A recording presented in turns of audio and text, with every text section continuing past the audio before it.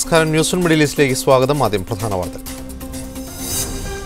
കുവൈത്തിൽ താമസ പ്രദേശങ്ങളിലെ കഫറ്റീരിയകൾ ഇനി മുതൽ അർദ്ധരാത്രിക്ക് മുൻപ് അടയ്ക്കണം. ഉത്തരവ് പുതിയ പൊതുസുരക്ഷാ വകുപ്പ് മേധാവിയുടേത്. അർദ്ധരാത്രിയിലെ നിയമവിരുദ്ധ പ്രവർത്തനങ്ങൾ നിയന്ത്രിക്കുക ലക്ഷ്യം. ഒമാൻ വിദേശകാര്യമന്ത്രി യൂസുഫ് ബിൻ അലാവി ഇന്ത്യയിൽ. വിദേശകാര്യമന്ത്രി ഉൾപ്പെടെയുള്ളവരുമായി കൂടിക്കാഴ്ച നടത്തും. യൂസുഫ് ബിൻ അലാവി മോദി അധികാരത്തിലെത്തിയതിനു ശേഷം ഇന്ത്യയിലെത്തുന്ന ആദ്യ വിദേശ പ്രതിനിധി. സൗദിയിൽ സ്വദേശികൾക്കും വിദേശികൾക്കും ഇത്തവണ കുറഞ്ഞ ചെലവിൽ ഹജ്ജ് നിർവഹിക്കാം. അവസരമൊരുക്കുന്നത് സൗദി ഹജ്ജ് മന്ത്രാലയം. അപേക്ഷ നൽകേണ്ടത് ഹജ്ജ് മന്ത്രാലയത്തിന്റെ വെബ്സൈറ്റ് വഴി. കേന്ദ്ര ഗ്രാമവികസന മന്ത്രി ഗോപിനാഥ് മുണ്ഡെ അന്തരിച്ചു. മരണം ഡൽഹിയിലുണ്ടായ വാഹനാപകടത്തിൽ. മരണകാരണം അപകടത്തെ തുടർന്നുണ്ടായ ഹൃദയാഘാതമെന്ന് ഡോക്ടർമാർ. സംസ്കാരം നാളെ വൈകുന്നേരം മഹാരാഷ്ട്രയിലെ ജന്മനാട്ടിൽ. അപകടത്തെക്കുറിച്ച് CBI അന്വേഷിക്കണമെന്ന് മഹാരാഷ്ട്ര BJP. വിശദമായ വാർത്തകളിലേക്ക്. കുവൈത്തിൽ താമസ പ്രദേശങ്ങളിലെ കഫറ്റീരിയകൾ അർദ്ധരാത്രിക്ക് മുൻപ് അടയ്ക്കണമെന്ന് പൊതുസുരക്ഷാ വകുപ്പിന്റെ നിർദ്ദേശം. വകുപ്പ് മേധാവിയായി ചാർജെടുത്ത മുൻ ഗതാഗത വിഭാഗം തലവൻ അബ്ദുൽ ഫത്താഹ് അലിയാണ് ഇത് സംബന്ധിച്ച് ഉത്തരവിറക്കിയത്. സ്വദേശി താമസ മേഖലകളിലെ ജംഇയ്യകൾ, വ്യാപാര സമുച്ചയങ്ങൾ എന്നിവ കേന്ദ്രീകരിച്ച് പ്രവർത്തിക്കുന്ന ഭക്ഷണശാലകളും കഫ്റ്റീരിയകളും രാത്രി 12-ന് മുമ്പ് അടക്കണമെന്നാണ് ഉത്തരവിൽ പറയുന്നത്. ഇത്തരം സ്ഥലങ്ങളിൽ രാത്രി ഏറെ വൈകിയും ചെറുപ്പക്കാർ കൂട്ടം കൂടുന്നത് നിയമവിരുദ്ധ പ്രവണതകൾക്ക് കാരണമാകുന്നു എന്നതാണ് വിശദീകരണം. പൊതുവെ പരിശോധന ഉണ്ടാവില്ല എന്നതിനാൽ അർദ്ധരാത്രിക്ക് ശേഷം ഉപയോഗയോഗ്യമല്ലാത്ത ഭക്ഷ്യവസ്തുക്കൾ വിൽപ്പന നടത്തുന്നതായി ശ്രദ്ധയിൽപ്പെട്ടതും ഇത്തരമൊരു നിയന്ത്രണം അനിവാര്യമാക്കിയതായി പൊതുസുരക്ഷാ വകുപ്പ് assistant under secretary major general Abdul Fattah Ali പറഞ്ഞു.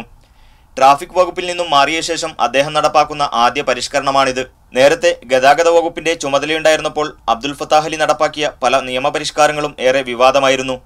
കുവൈത്ത് മലയാളികളിൽ നല്ലൊരു ശതമാനത്തിന്റെ വരുമാനോപാധിയാണ് ജംഇയ്യകളിലെ കഫ്റ്റീരിയകൾ. പ്രവൃത്തി സമയം കുറയുന്നതോടെ ചെറിയൊരു ശതമാനത്തിനെങ്കിലും ജോലി നഷ്ടപ്പെടുന്ന സാഹചര്യമുണ്ടാകുമെന്നാണ് ഈ മേഖലയിൽ ജോലി ചെയ്യുന്നവർ ആശങ്കപ്പെടുന്നത്. Muneer Ahmed, media 1, Kuwait city. ഇന്ത്യയിൽ പുതുതായി അധികാരമേറ്റ സർക്കാരിനെ അഭിനന്ദിക്കുന്നതിനായി ഒമാൻ വിദേശകാര്യമന്ത്രി യൂസുഫ് ബിൻ അലാവി ഡൽഹിയിലെത്തി. ഇന്ത്യയുടെ വിദേശകാര്യമന്ത്രി സുഷമ സ്വരാജ് ഉൾപ്പെടെ നിരവധി നേതാക്കളെ അദ്ദേഹം സന്ദർശിക്കുമെന്ന് പ്രസ് ഇൻഫർമേഷൻ ബ്യൂറോ അറിയിച്ചു. പ്രധാനമന്ത്രി നരേന്ദ്രമോദി അധികാരത്തിലെത്തിയതിനു ശേഷം വിദേശത്ത് നിന്നെത്തുന്ന ആദ്യ പ്രതിനിധിയാണ് യൂസുഫ് ബിൻ അലാവി. ഇറാനും അയൽരാഷ്ട്രങ്ങളുമായുള്ള ബന്ധം മെച്ചപ്പെടുത്തുമെന്ന് ആയത്തുള്ള അലി ഖാംനയി. ഔദ്യോഗിക സന്ദർശനാർത്ഥം ഇറാനിലെത്തിയ കുവൈത്ത് അമീർ ഷെയ്ഖ് സബാഹ് അൽ അഹമ്മദ് അൽ സബാഹുമായി നടത്തിയ കൂടിക്കാഴ്ചയിലാണ് ഇറാന്റെ പരമോന്നത നേതാവ് ഇക്കാര്യം പറഞ്ഞത്. ഇറാൻ ആത്മീയ നേതാവ് ആയത്തുള്ള അലി ഖംനയിയും കുവൈത്ത് അമീർ ഷെയ്ഖ് സബാഹ് അൽ അഹമ്മദ് അൽ സബാഹും തമ്മിൽ കൂടിക്കാഴ്ച നടത്തിയതായി ഇറാൻ ഔദ്യോഗിക ടെലിവിഷനാണ് റിപ്പോർട്ട് ചെയ്തത്. സിറിയൻ പ്രശ്നമടക്കം നിരവധി വിഷയങ്ങളിൽ ഇരുവരും കൂടിയാലോചന നടത്തി. മേഖലയിലെ എല്ലാ രാഷ്ട്രങ്ങൾക്കും വഴികാട്ടിയാണ് അലി ഖംനയി എന്ന് പറഞ്ഞ അമീർ ഇരു രാജ്യങ്ങളും തമ്മിൽ സൗഹൃദത്തിന്റെ പുതിയ അധ്യായം രചിക്കാൻ കുവൈറ്റ് സന്നദ്ധമാണെന്നും അറിയിച്ചു. മേഖലയിലെ രാഷ്ട്ര നേതൃത്വങ്ങൾക്ക് ഖംനയിയുടെ ഉപദേശങ്ങൾ ആവശ്യമാണെന്നും അമീർ കൂട്ടിച്ചേർത്തു. കുവൈത്തും ഇറാനും തമ്മിലുള്ള സഹകരണത്തിൽ അമീറിന്റെ സന്ദർശനം പുതിയ വാതിൽ തുറക്കുമെന്ന് പ്രതീക്ഷിക്കുന്നതായി ആയത്തുള്ള അലി ഖംനയി അഭിപ്രായപ്പെട്ടു. എല്ലാ രാഷ്ട്രങ്ങളും തമ്മിലുള്ള മികച്ച ബന്ധത്തിന്മേലാണ് മേഖലയുടെ സുരക്ഷ നിലനിൽക്കുന്നത്. പരസ്പര ബന്ധം മെച്ചപ്പെടുത്താൻ ഇറാൻ മുൻകൈയെടുക്കും. പ്രശ്നങ്ങൾ പരിഹരിക്കപ്പെടാതെ തുടരുന്നിടത്തോളം പൊതുശത്രുക്കളാണ് അതിൽ നിന്ന് മുതലെടുക്കുകയെന്നും ഇറാന്റെ പരമോന്നത നേതാവ് പറഞ്ഞു. സിറിയൻ വിഷയത്തിൽ അവിടുത്തെ ജനങ്ങൾ തീരുമാനിക്കട്ടെ എന്നതാണ് ഇറാന്റെ നിലപാടെന്നും ഖംനയി വ്യക്തമാക്കി. ഇറാൻ പ്രസിഡന്റ് ഹസൻ റൌഹാനിയുടെ സാന്നിധ്യത്തിലായിരുന്നു കൂടിക്കാഴ്ച. Media 1, Kuwait city. കള്ളക്കടത്ത് തടയുന്നതിന്റെ ഭാഗമായി കുവൈത്തിൽ ഡീസൽ വില വർദ്ധിപ്പിക്കുന്നു. നിലവിലെ 55 ഫിൽസിൽ നിന്ന് ലിറ്ററിന് 170 ഫിൽസ് ആക്കാനുള്ള തീരുമാനത്തിന് മന്ത്രിസഭ തത്വത്തിൽ അംഗീകാരം നൽകി. അടുത്ത പാർലമെന്റ് സമ്മേളനത്തിൽ ഇത് സംബന്ധിച്ച നിയമനിർമ്മാണം കൊണ്ടുവരാനാണ് സർക്കാർ ആലോചിക്കുന്നത്. സബ്സിഡി പ്രവണത വർദ്ധിച്ച സാഹചര്യത്തിലാണ് ഇത്തരത്തിലൊരു നീക്കം. ഡീസൽ വില കടത്തി കൊണ്ടുപോകുന്ന രാജ്യങ്ങളിലേതിന് തുല്യമാകുന്നതോടെ കള്ളക്കടത്ത് നിൽക്കുമെന്നാണ് അധികൃതരുടെ കണക്കുകൂട്ടൽ. മണ്ണെണ്ണ ലിറ്ററിന് 170 ഫിൽസാക്കി ഡീസൽ മണ്ണെണ്ണ വില ഏകീകരിക്കാനും അധികൃതർ ആലോചിക്കുന്നതായി റിപ്പോർട്ടുകളുണ്ട്. ദോഹയിൽ പുതിയ വിമാനത്താവളം വന്നതോടെ ഖത്തറിലെ പച്ചക്കറി വ്യാപാരികൾ സാമ്പത്തിക നഷ്ടം നേരിടുന്നതായി റിപ്പോർട്ട്. പുതിയ വിമാനത്താവളത്തിൽ ചരക്ക് നീക്കം വൈകുന്നതിനാൽ പച്ചക്കറികൾ കേടുവന്നു പോകുന്നതാണ് വിപണിയിൽ പ്രതിസന്ധി സൃഷ്ടിക്കുന്നത്. ദോഹയിലെ ഹമദ് അന്താരാഷ്ട്ര വിമാനത്താവളം ഏതാനും ദിവസങ്ങൾക്ക് മുമ്പാണ് പൂർണ്ണ പ്രവർത്തന സജ്ജമായത്. എന്നാൽ പുതിയ വിമാനത്താവളത്തിലെത്തുന്ന ഇറക്കുമതി സാധനങ്ങൾ വിപണിയിലെത്താൻ കാലതാമസം നേരിടുകയാണ്. ചരക്കു നീക്കം വൈകുന്നതിനാൽ ഇറക്കുമതി ചെയ്യുന്ന പച്ചക്കറികളും മത്സ്യവും വഴിയിൽ കിടന്ന് നശിച്ചു പോകുന്നതിനാൽ വ്യാപാരികൾക്ക് ഇത് കനത്ത നഷ്ടമായി മാറുന്നു. പുതിയ എയർപോർട്ടിൽ ഞങ്ങൾ 27-ാം തീയതി മുതൽ ഷിഫ്റ്റ് ആക്കിയിരുന്നു. അന്നേ മുതൽ ഇന്ന് വരേക്കും സാധനങ്ങൾ വളരെ ഡിലേ ആയിട്ടാണ് എനിക്ക് സാധനം കിട്ടുന്നത്. ഇതുമൂലം എനിക്ക് നല്ല നഷ്ടം വരുന്നുണ്ട്. പച്ചക്കറികളിലാണ് ഇത് വരുന്നത്. ഇത് ഡെലിവറി വളരെ പെട്ടെന്നായാലും ഞങ്ങൾക്ക് ഇത് പെട്ടെന്ന് വിറ്റ് വെക്കാൻ കഴിയുള്ളൂ. അല്ലെങ്കിൽ ഇതിൽ പാതി വിൽക്കാനേ പറ്റുള്ളൂ. പാതി ഡാമേജും പാതി നല്ലതുമായിട്ട് തിരഞ്ഞെടുത്തിട്ടാണ് ഇത് വിൽപ്പന നടത്തുന്നത്. പാകിസ്ഥാൻ, ഇന്ത്യ, ബംഗ്ലാദേശ്, ശ്രീലങ്ക, ലെബനോൺ തുടങ്ങിയ രാജ്യങ്ങളിൽ നിന്നും കിഴക്കൻ യൂറോപ്യൻ രാജ്യങ്ങളിൽ നിന്നുമാണ് പ്രധാനമായും ദോഹയിൽ സാധനങ്ങൾ എത്തുന്നത്. വിമാനമാർഗമെത്തുന്ന ചരക്കുനീക്കം വൈകുന്നതിനാൽ വിപണിയിൽ സാധനങ്ങളുടെ ദൗർലഭ്യവും അനുഭവപ്പെടുന്നുണ്ട്. എന്നാൽ ഇതുമൂലം വ്യാപാരികൾ ഇതുവരെ വില കൂട്ടിയിട്ടില്ല. മത്സ്യമാർക്കറ്റിലും സമാനമായ പ്രശ്നങ്ങളുണ്ട്. എയർപോർട്ട് അധികൃതരുമായി സംസാരിച്ചപ്പോൾ പ്രശ്നം ഉടൻ പരിഹരിക്കാമെന്നാണ് വ്യാപാരികൾക്ക് കിട്ടിയ മറുപടി. എന്നാൽ കാലതാമസത്തിന്റെ കാരണം മാത്രം വ്യക്തമല്ല. Mujibur Rahman, media 1, Doha. Saudi അറേബ്യയിലെ സ്വദേശികൾക്കും വിദേശികൾക്കും കുറഞ്ഞ ചെലവിൽ ഹജ്ജ് നിർവഹിക്കാൻ സൗദി ഹജ്ജ് മന്ത്രാലയം അവസരമൊരുക്കുന്നു. ഹജ്ജ് മന്ത്രാലയത്തിന്റെ വെബ്സൈറ്റ് വഴിയാണ് ഇതിനായി അപേക്ഷ നൽകേണ്ടത്. ആഭ്യന്തര ഹാജിമാരിൽ വരുമാനം കുറഞ്ഞവർക്ക് ഹജ്ജിനുള്ള സൗകര്യം നൽകുന്നതാണ് സൗദി ഹജ്ജ് മന്ത്രാലയം നടപ്പാക്കുന്ന ഹജ്ജ് കുറഞ്ഞ ചെലവിൽ എന്ന പദ്ധതി. ഈ വർഷം ആഭ്യന്തര ഹജ്ജ് സർവീസിന് അനുമതി നൽകിയ 204 ഹജ്ജ് സ്ഥാപനങ്ങളിൽ 55 സ്ഥാപനങ്ങൾ വഴിയാണ് പദ്ധതി നടപ്പിലാക്കുക. ഇതുപ്രകാരം സ്വദേശികൾക്കും വിദേശികൾക്കും ഹജ്ജ് മന്ത്രാലയത്തിന്റെ വെബ്സൈറ്റിൽ രജിസ്റ്റർ ചെയ്യാം. വെബ്സൈറ്റിൽ ഉടൻ പ്രസിദ്ധീകരിക്കുന്ന ഐക്കണിൽ ക്ലിക്ക് ചെയ്താണ് രജിസ്ട്രേഷൻ നടത്തേണ്ടത്. പണം അടക്കുന്നതിനും മറ്റ് തുടർ നടപടികൾക്കുമായി പേര് രജിസ്റ്റർ ചെയ്ത് 3 ദിവസത്തിനകം രജിസ്റ്റർ ചെയ്ത സ്ഥാപനത്തിലെത്തണം. 3 ദിവസത്തിനകം അന്വേഷണം നടത്താത്തവരുടെ രജിസ്ട്രേഷൻ റദ്ദാക്കും. പകരം സീറ്റ് മറ്റൊരാൾക്ക് അനുവദിക്കും. ഹജ്ജ് മന്ത്രാലയത്തിന്റെ പദ്ധതി സ്വദേശികൾക്കും വിദേശികൾക്കും ഏറെ ഗുണം ചെയ്യുമെന്നും വ്യാജ ഹജ്ജ് സ്ഥാപനങ്ങളെ ഇല്ലാതാക്കാൻ പദ്ധതി ഉപകരിക്കുമെന്നും മക്ക ചേംബർ ഹജ്ജ് ഉംറ കമ്മിറ്റി അംഗം സയ്യിദ് ബിൻ ജമീൽ പറഞ്ഞു. ഹറം വികസന പ്രവർത്തനങ്ങൾ കാരണം ആഭ്യന്തര ഹജ്ജ് തീർത്ഥാടകരുടെ എണ്ണത്തിൽ 50% കുറവ് വരുത്തിയതിനാൽ കഴിഞ്ഞ വർഷം ഹജ്ജ് ചെലവിൽ ഇരട്ടിയോളം വർധനവുണ്ടായിരുന്നു. അതിനാൽ മന്ത്രാലയത്തിന്റെ പുതിയ പദ്ധതി സാധാരണക്കാരായ മലയാളികൾ ഉൾപ്പെടുന്ന പ്രവാസികൾക്ക് വലിയ പ്രതീക്ഷയാണ് നൽകുന്നത്. Media 1, Jeddah. പ്രാഗൽഭ്യമുള്ള ഉദ്യോഗാർത്ഥികളെ കൂടുതൽ ആകർഷിക്കുന്ന രാജ്യം UAE ആണെന്ന് പഠന റിപ്പോർട്ട്. പ്രമുഖ പ്രൊഫഷണൽ സോഷ്യൽ നെറ്റ്വർക്കായ ലിങ്ക്ഡിൻ നടത്തിയ സർവേയിലാണ് ഇത് കണ്ടെത്തിയത്. തൊഴിൽ ശക്തിയുടെ അടിസ്ഥാനത്തിൽ Canada, Brazil, Switzerland, India, Saudi Arabia, south Africa, Australia തുടങ്ങിയ രാജ്യങ്ങളെക്കാൾ പ്രാഗൽഭ്യമുള്ള ഉദ്യോഗാർത്ഥികളെ കൂടുതൽ ആകർഷിക്കുന്ന രാജ്യം UAE ആണെന്നാണ് റിപ്പോർട്ട് പറയുന്നത്. പ്രമുഖ പ്രൊഫഷണൽ സോഷ്യൽ നെറ്റ്വർക്കായ ലിങ്ക്ഡിൻ തങ്ങളുടെ 300 ദശലക്ഷം അംഗങ്ങളിൽ നടത്തിയ സർവേയുടെ അടിസ്ഥാനത്തിലാണ് റിപ്പോർട്ട് പുറത്തുവിട്ടത്. കഴിഞ്ഞ ഒരു വർഷത്തിനിടയിൽ 1.5% വർധനവ് ഇതിലുണ്ടായി. ഇത്തരം ഉദ്യോഗാർത്ഥികളിൽ 75% പശ്ചിമേഷ്യക്ക് പുറത്തുനിന്നുള്ളവരാണെന്നും സർവേ പറയുന്നു. യൂറോപ്പ്, അമേരിക്ക, അറബ് രാജ്യങ്ങൾ എന്നിവിടങ്ങളിൽ വിദഗ്ധ ഉദ്യോഗാർത്ഥികൾ ധാരാളമുണ്ടെങ്കിലും ഇവരെ ജോലിയുടെ കാര്യത്തിൽ കൂടുതലും ആകർഷിക്കുന്നത് ഗൾഫ് രാജ്യങ്ങളാണ്. ലിങ്ക്ഡിൻ ഉപയോഗിക്കുന്ന പ്രൊഫഷണൽസിൽ 1 കോടിയോളം പേർ പശ്ചിമേഷ്യയിൽ നിന്നാണ്. ഇവരിൽ 10 ലക്ഷം പേരും UAEയിൽ നിന്നുള്ളവരാണ്. ഇന്ത്യ, UK, പാകിസ്ഥാൻ എന്നീ രാജ്യങ്ങളിൽ നിന്നാണ് UAEയിലേക്ക് കൂടുതലും പ്രൊഫഷണൽസ് എത്തുന്നത്. മാനേജ്മെന്റ്, ലീഡർഷിപ്പ്, എഞ്ചിനീയറിംഗ് തുടങ്ങിയ മേഖലയിലാണ് കൂടുതൽ ഉദ്യോഗാർത്ഥികളെ ആകർഷിക്കുന്നതും. Media 1, Dubai. UAEയിൽ ഈ മാസം 15 മുതൽ ഉച്ചവിശ്രമ സമയം നിയമം നിലവിൽ വരും. ഉച്ചയ്ക്ക് 12:30 മുതൽ വൈകുന്നേരം 3 വരെ തൊഴിലാളികളെ പണിയെടുപ്പിക്കുന്നതെന്നാണ് നിയമം. ജൂൺ 15 മുതൽ സെപ്റ്റംബർ 15 വരെയാണ് തൊഴിലാളികൾക്ക് ഇത്തവണയും ഉച്ചവിശ്രമം നൽകുക. കഴിഞ്ഞ 9 വർഷമായി രാജ്യത്തെ തൊഴിലാളികൾക്ക് തൊഴിൽ മന്ത്രാലയം കടുത്ത ചൂടുള്ള കാലത്ത് ഉച്ചവിശ്രമം നൽകുന്നുണ്ട്.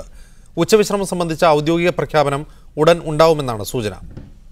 അബുദാബിയിൽ വിദേശ രാജ്യത്തിനായി UAEയുടെ സൈനിക രാഷ്ട്രീയ രഹസ്യങ്ങൾ ചോർത്താൻ ശ്രമിച്ച കേസിൽ ഏഷ്യൻ വംശജനെ ചോദ്യം ചെയ്യുന്നു.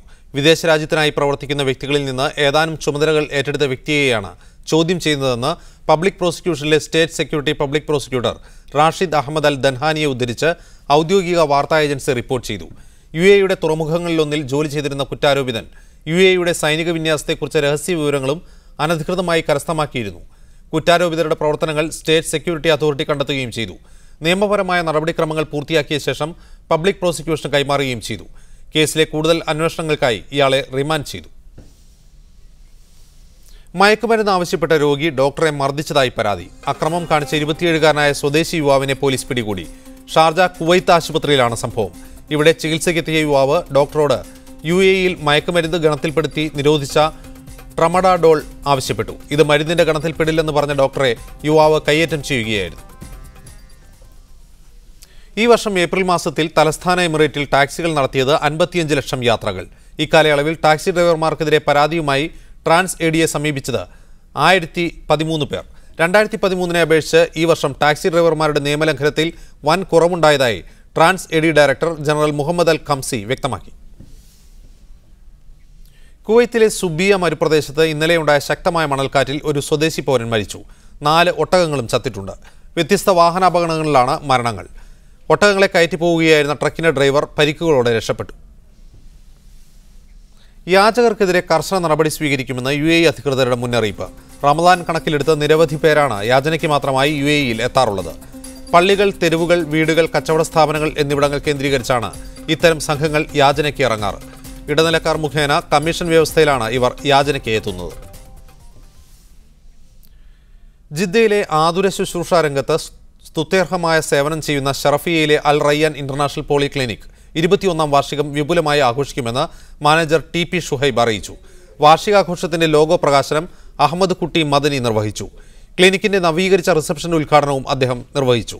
Doctor Salahuddin, Najeeb, VP Shiyas, Salah Karadan, engineer Hassainar എന്നിവർ പങ്കെടുത്തു.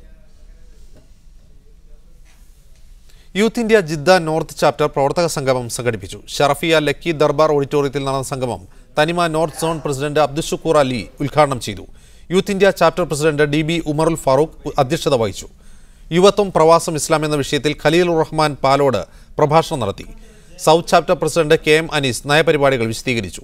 ഷമീർ പത്തനാപുരം സ്വാഗതം പറഞ്ഞു. ഖത്തറിലെ പ്രമുഖ സൂപ്പർ മാർക്കറ്റ് ശൃംഖലയായ സൗദിയ ഗ്രൂപ്പ് ഓഫ് കമ്പനീസിന്റെ shop and win cool drive with Saudia promotion നറുക്കെടുപ്പിലെ വിജയികളെ പ്രഖ്യാപിച്ചു. ഒന്നാം സമ്മാനമായ മെഴ്സിഡസ് ബെൻസ് കാർ സ്വന്തമാക്കിയ 5 പേരിൽ 3 മലയാളികളുണ്ട്. Ashraf, Melvin, SP Abraham, Roshan Bahadur, Shafeeq Ahmed എന്നിവരെയാണ് വിജയികൾ. Saudia group of companies MD NK Musthafa വിജയികൾക്ക് മെഴ്സിഡസ് ബെൻസിന്റെ താക്കോൽ നൽകി. സൗദിയ ഗ്രൂപ്പിന്റെ പുതിയ പ്രൊമോഷൻ ഉടൻ ആരംഭിക്കുമെന്ന് CEO സൽമാൻ മുസ്തഫ അറിയിച്ചു.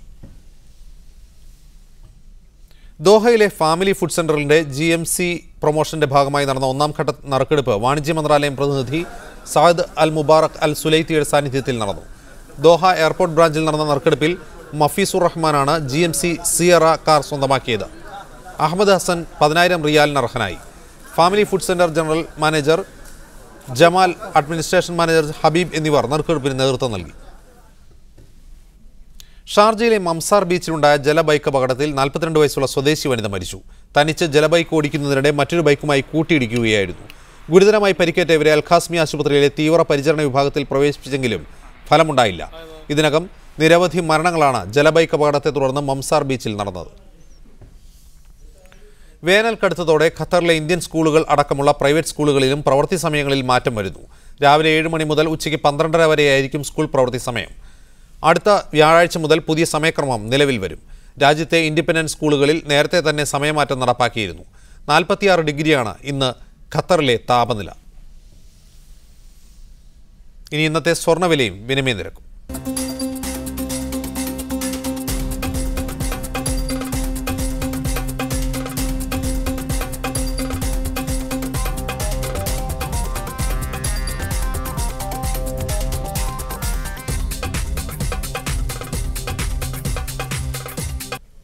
അനാഥാലയ വിവാദത്തിൽ പോലീസിനെ വീണ്ടും ന്യായീകരിച്ച ആഭ്യന്തരമന്ത്രി രമേശ് ചെന്നിത്തല. നിയമം നിയമത്തിന്റെ വഴിക്ക് പോകും. കേസെടുത്ത വകുപ്പ് സംബന്ധിച്ച് പരാതിയുള്ളവർക്ക് കോടതിയെ സമീപിക്കാം. അന്വേഷണത്തിലിരിക്കുന്ന കാര്യത്തെക്കുറിച്ച് കൂടുതൽ പറയാനില്ലെന്നും രമേശ് ചെന്നിത്തല തിരുവനന്തപുരത്ത് പറഞ്ഞു. ഉത്തരേന്ത്യയിൽ നിന്ന് കുട്ടികളെ കൊണ്ടുവന്ന സംഭവം അന്വേഷണത്തിലിരിക്കുന്നതിനാൽ പ്രതികരിക്കാനില്ലെന്ന ഒറ്റ മറുപടിയാണ് എല്ലാ ചോദ്യങ്ങൾക്കും രമേശ് ചെന്നിത്തല നൽകിയത്. പോലീസ് ഇത് അന്വേഷണത്തിലിരിക്കുന്ന ഒരു കാര്യമാണ്, കോടതിയിലിരിക്കുന്ന കാര്യമാണ്. അന്വേഷണത്തിലും കോടതിയിലിരിക്കുന്ന വിഷയങ്ങൾ ഞാൻ ഇടപെട്ട് സംസാരിക്കുന്നത് ശരിയല്ല. കാരണം അന്വേഷണ ഘട്ടത്തിൽ ഞാൻ അഭിപ്രായം പറഞ്ഞാൽ ആഭ്യന്തര വകുപ്പ് മന്ത്രി അന്വേഷണത്തെ സ്വാധീനിക്കുകയാണെന്ന് പറയും. അതുകൊണ്ട് അതിലെ പക്ഷേ ഒരു കാര്യം ഞാൻ വ്യക്തമാക്കട്ടെ, നിയമം നിയമത്തിന്റെ വഴിക്ക് പോകും. ഈ സംഭവത്തിൽ പോലീസ് ഇതുവരെ എടുത്ത നടപടികളിൽ തെറ്റുണ്ടോ എന്ന ചോദ്യത്തിന് മറുപടി ഇങ്ങനെ: ശരിയായ ദിശയിൽ തന്നെയാണ് നടക്കുന്നതെന്ന് അഭിപ്രായം. അല്ല, അല്ലെങ്കിൽ പിന്നെ പോലീസ് ഇതൊക്കെ ചെയ്യൂ. കേസിൽ മനുഷ്യക്കടത്ത് ഒഴിവാക്കണമെന്ന ആവശ്യത്തെക്കുറിച്ച് ചോദിച്ചപ്പോൾ ചെന്നിത്തല ഇങ്ങനെ പ്രതികരിച്ചു: FIR റദ്ദാക്കണമെങ്കിൽ അതിനാവശ്യമായ നിയമപരമായ നടപടികൾ ആർക്ക് വേണമെങ്കിലും കൈക്കൊള്ളാമല്ലോ. DIG ശ്രീജിത്ത് നടത്തിയ പ്രസ്താവനകളെക്കുറിച്ച് പ്രതികരിക്കാനും ആഭ്യന്തരമന്ത്രി തയ്യാറായില്ല. മീഡിയ 1 തിരുവനന്തപുരം. കോഴിക്കോട്ടെ അനാഥാലയത്തിലേക്ക് കുട്ടികളെ കൊണ്ടുവന്നതിൽ അന്വേഷണം ആവശ്യപ്പെട്ടിട്ടില്ലെന്ന് ജാർഖണ്ഡിലെ ഉദ്യോഗസ്ഥർ. കുട്ടികളെക്കുറിച്ച് വിവരങ്ങൾ അറിയുന്നതിനാണ് കേരളത്തിൽ എത്തിയതെന്നും ഉദ്യോഗസ്ഥർ പറഞ്ഞു. അതേസമയം അന്വേഷണം പൂർത്തിയാകുന്നതിന് മുൻപ് അഭിപ്രായം പറയാനാകില്ലെന്ന് മുഖ്യമന്ത്രി പറഞ്ഞു. ഇതിനിടെ രേഖകളില്ലാത്ത കുട്ടികളെ നാട്ടിലേക്ക് തിരിച്ചയക്കണമെന്ന് ബാലാവകാശ കമ്മീഷൻ നിർദ്ദേശിച്ചു.